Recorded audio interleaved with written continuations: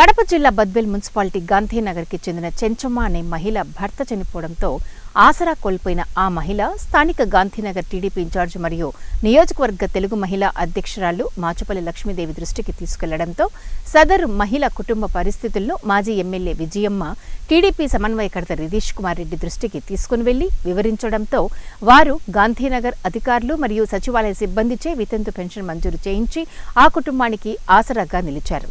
సమాచారం తెలుసుకున్న స్థానిక ప్రజలు కూటమి ప్రభుత్వానికి, స్థానిక నాయకత్వానికి, వార్డు ఇన్ఛార్జికి, సచివాలయ సిబ్బందికి కృతజ్ఞతలు తెలియజేశారు. అందరికీ నమస్కారం. ఈ కూటమి ప్రభుత్వానికి, చంద్రబాబు నాయుడు గారి సుపరిపాలనకు ప్రజలందరూ జయజయలు పలుకుతున్నారు. కడప జిల్లా బద్వేల్ మున్సిపాలిటీ గాంధీనగర్ సచివాలయ పరిధిలోని మన పెన్షనర్ నారపరెడ్డి అనే వ్యక్తి చనిపోవడం జరిగినది. ఇటీవల చనిపోయిన వెంటనే ఒక నెల కల్లా ఆయన భార్య చెంచమ్మ అనే ఆమెకు పెన్షన్ మంజూరు చేయడం జరిగినది. ఈరోజు ఇవ్వడం జరిగినది.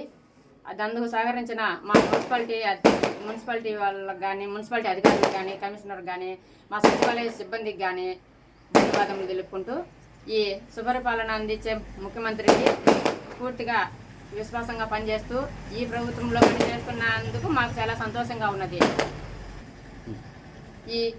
ఈ విషయంలో మా మాజీ ఎమ్మెల్యే విజయమ్మ గారికి, యువనేత రితీష్ అన్న గారికి ధన్యవాదాలు.